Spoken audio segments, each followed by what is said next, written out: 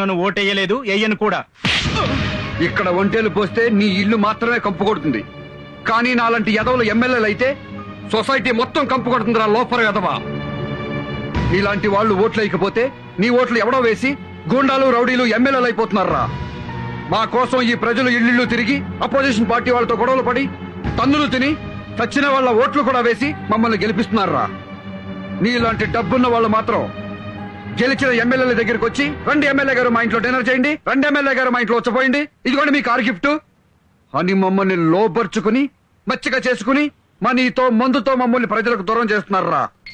మళ్ళీ ఎలక్షన్ అయిన తర్వాత వస్తా, అప్పుడు ఓటు వేయలేదన్నావనుకో, ఇప్పుడు గుమ్మంలో పోసా అప్పుడు.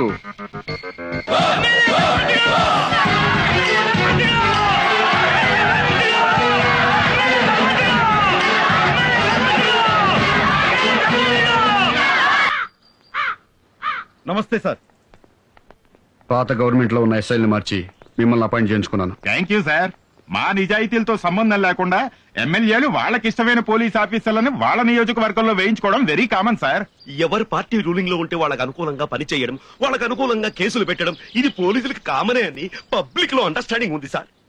ఒకవేళ మా పార్టీ కార్యకర్తలు తప్పు చేసినా నేరం చేసినా కేసు పెట్టరన్నమాట. అది అండర్స్టాండింగ్ మేడం.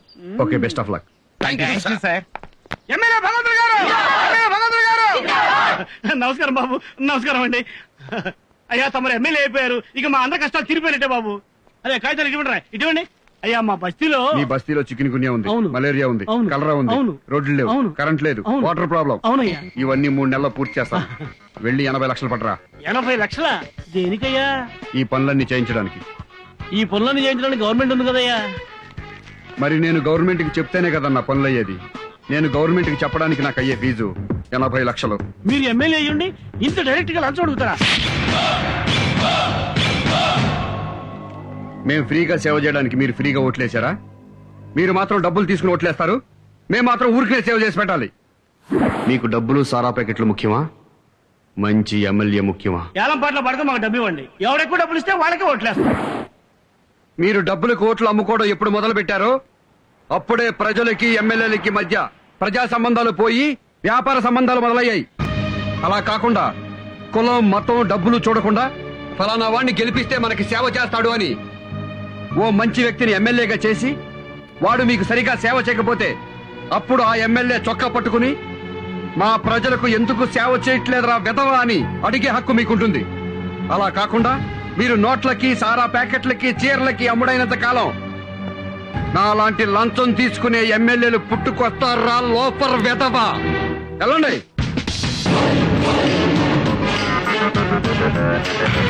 రాజా, ప్రజల్ని తిట్టావు, మళ్ళీ ఎలక్షన్ లో ఓట్లు ఎలా వేస్తారు? 2 రోజుల ముందు మనం తిన్న కూర నీకు గుర్తుందా? లేదు. 2 రోజుల ముందు తిన్న కూర మనకు గుర్తులేదు. 4 ఏళ్ల తర్వాత వచ్చే ఎలక్షన్లకి నేను తిట్టిన బూతులు జనానికి గుర్తుండవు. నిజమా? 5 సంవత్సరాల పాలనలో 4 సంవత్సరాల 11 నెలల్లో ఏమీ పట్టించుకోకుండా చివరి నెలలో బ్యాంకు రుణాలు ఇప్పిస్తాం, ఫ్రీగా ఇల్లు ఇస్తాం, ఫ్రీగా గ్యాస్ ఇస్తాం, ఉద్యోగాలు కూడా ఇప్పిస్తామని ప్రజలకు చెప్తే చాలు, వాళ్లే ఓట్లేసి మనల్ని గెలిపిస్తారు. అంతెందుకు, ఈ రోజు నన్ను తిట్టుకుంటున్న ప్రజలతో రేపు జిందాబాద్ కొట్టించుకుంటా. రేపు నీ బర్త్డే, రేపే క్యాబరే ఓపెనింగ్. ఆ ఫంక్షన్ లోనే జనం మెంటాలిటీ ఎలా ఉంటుందో చూపిస్తా. రుచిదేవి గారి నాయకత్వం.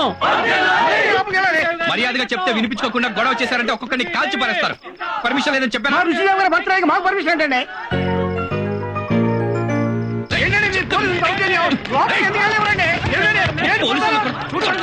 కొడతారా సార్?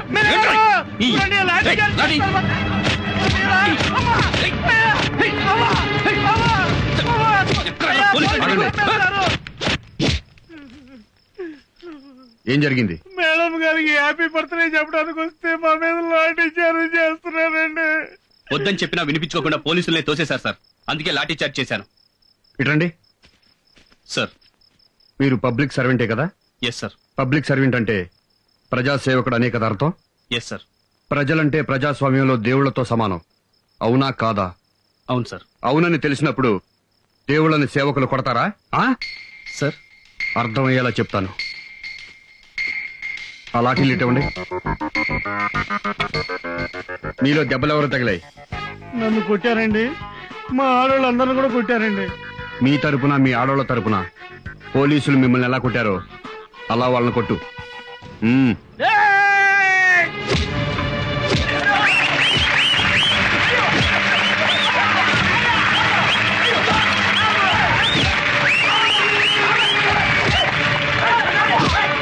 ఆపండి. ప్రజాస్వామ్యానికి ప్రజలే కింగ్స్. రూల్స్ మేకర్స్ వాళ్లే, రూల్స్ బ్రేకర్స్ వాళ్లే. ఇష్టమైతే హెల్మెట్లు పెట్టుకుంటారు, ఇష్టం లేకపోతే హెల్మెట్లు పెట్టుకోరు. రోజుకు 100 మంది లారీల కింద బస్సుల కింద పడి తలలు పగిలిపోతున్నా సరే హెల్మెట్లు పెట్టుకోరు. ఎందుకంటే క్రాపు చెరిగిపోతుంది, జుట్టు ఊడిపోతుంది గనక. That is public. అలాంటి దేవుళ్ళ మీద ఇంకోసారి లాఠీ పడిందో ఇలాగే టోపీలు లెగిసిపోతాయి.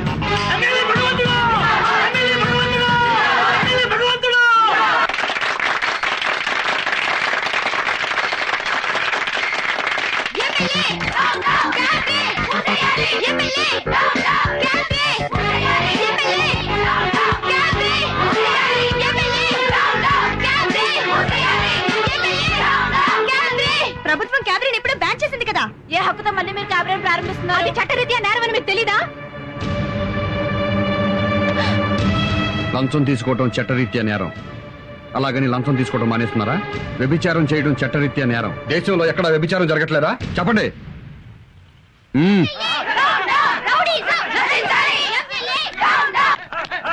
మహిళా మండలి అధ్యక్షురాలిని. చెప్పండి అమ్మా. సార్, ఇక్కడ మోతీనగర్ లో ఎమ్మెల్యే క్యాబినెట్ ప్రారంభోత్సవం చేస్తున్నారు సార్. మీరు డయల్ చేసిన ఐడియా సెల్యులర్ నెంబరు ప్రస్తుతము పెద్దగా స్పందించుటలేదు. దయచేసి కాసేపు ఆగిన తర్వాత ప్రయత్నము చేయండి. దొంగ రాస్కల్. ఐడియా సెల్యులర్ ప్రస్తుతం పని చేయట్లేదు, కాసేపు ఆగి ట్రై చేయండి అని వాడే నాతో అంటున్నాడు. ఇప్పుడు ఆ వెధవ గురించి ఆలోచించడం ఎందుకు? వేరే స్టేషన్ కి ఫోన్ చేయి. చెప్పండి. నేను మాట్లాడేది వినిపిస్తుందా అండి? నాకేం చూడలేదమ్మా, చాలా క్లియర్ గా వినపడుతోంది. ఇక్కడ ఎమ్మెల్యే గారు క్యాబినెట్ ఓపెన్ చేస్తున్నారు. మీరు వెంటనే యాక్షన్ తీసుకోవాలి. Useless fellow. క్లియర్ గా వినపడుతుంది చెప్పండి అని ఎమ్మెల్యే పేరెత్తిగానే 9848 అంటాడా? I will teach the lesson. వీళ్ళు బాగుపడరు. వీళ్ళల్లో ఒక్కడు కూడా సిన్సియర్ ఆఫీసర్ లేడా? చెప్తాను.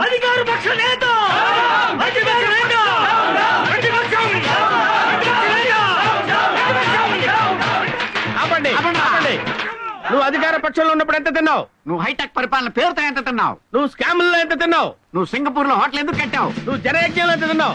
నువ్వు ఆహార పథకంలో ఎంత తిన్నావు? ధనయజ్ఞంలో ఎంత తిన్నావు? నువ్వు ఈ రాష్ట్రంలో ఉండడానికి వీల్లేదు. నువ్వు రింగ్ రోడ్ లో ఎంత తిన్నావు? నువ్వు రియల్ ఎస్టేట్ లో ఎంత తిన్నావో చెప్పు. వెళ్ళిపో. వెళ్ళిపోతేసాను వదిలిపెట్టి వెళ్ళిపో. వెళ్ళిపో. వెళ్ళిపో. వాళ్ళలో ఒక్కళ్ళు కూడా వదవద్దు. ఉతకండి, వెళ్ళండి. వెళ్ళిపో నువ్వు. ఏయ్! ప్రజాస్వామ్యం ఏంటిది? ఏంటిది? ప్రజల్ని కొడతారా? ఇదిగో పోలీసు వ్యవస్థ నశించాలి. అధికార జులుం నశించాలి. పోలీసు జులుం నశించాలి. అలా శంకర్ దాదాలో వచ్చేస్తున్నాడు ఏంట్రా? మన కార్యకర్తలా మనం కూడా పారిపోదామా? చేసేస్తాడంటావా? నాకు అదే డౌట్ గా ఉంది. అయినా పర్వాలేదు. ఏంటి రండి. నాకేమైనా భయం అనుకున్నావా? ఎంత బొలుపురా మీకు? ఏట్రా ముఖ్యమంత్రిని పిలుస్తావా? అంత ధైర్యం నీకు? ఏట్రా మాజీ సీఎం తిరుగుతున్నావా? మీరేం ఎమ్మెల్యేరా? మీరు మనుషుల పశువు.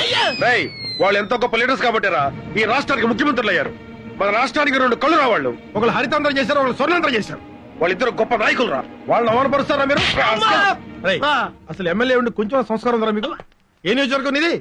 ఎవరండి గెలిపించింది? చెప్పా. మా నియోజకవర్గ ప్రజలండి. ప్రజలు కాదురా, దొంగోట్లు గెలుచుంటాం. అది నువ్వు ఎమ్మెల్యే మా లీడర్ తప్ప ఏయ్, ఇంకోసారి ఇలా వాకుండా మీకు పోలీస్ ట్రీట్మెంట్ కావాలరా? ఏయ్, లోపలండి వెళ్ళండి.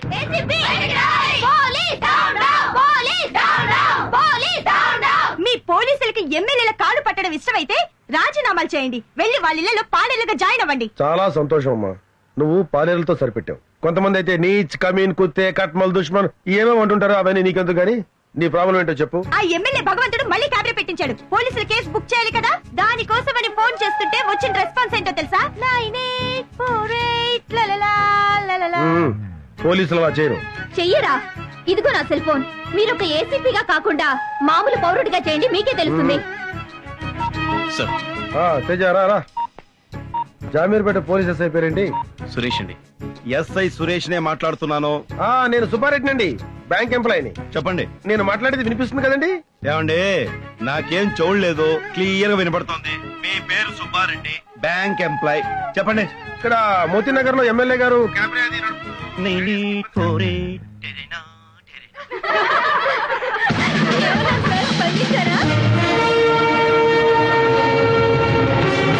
సార్. క్యాబరే నడుపుతున్న రాస్కెల్స్ ని మెళ్ళ పట్టుకుని బయటకు లాక్కురండి. చూస్తున్న సన్నాసుల్ని తరిగి కొట్టండి. Yes sir. Go.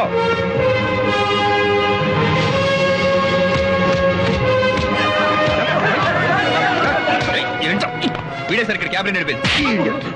Teja sir. ఆ సురేష్ ని దామోదరాన్ని 2 నిమిషాలు నా ముందు ఉంచాలి.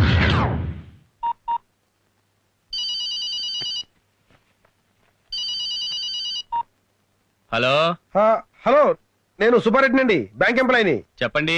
ఎస్ఐ గారే కదండి మాట్లాడేది? అవునండి, నేను ఎస్ఐ సురేష్ నే మాట్లాడుతున్నాను. అరే, నా మాట మీకు బాగా వినపడుతుందండి? నాకేం చూడలేదండి. మీరు సుబ్బారెడ్డి బ్యాంక్ ఎంప్లాయ్, క్లియర్ గా వినపడుతుంది. ఇక్కడ ఎమ్మెల్యే గారు క్యాబరే అది నడుపుతూ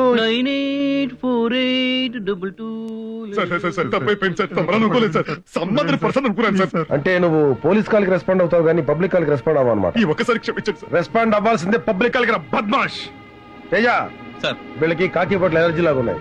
తీసేసి క్యాబరే డ్రెస్ చేసి మార్కెట్ సెంటర్ తీసురా. వీళ్ళతో క్యాబరే చేయొద్దు. సార్, డాన్స్ పెద్దగా టచ్ లేదు సార్. కొత్తగా నేర్చుకోవాల్సింది ఏం లేదయ్యా. పోకిరీలో మైకిపోయి చేస్తాడు చూడు.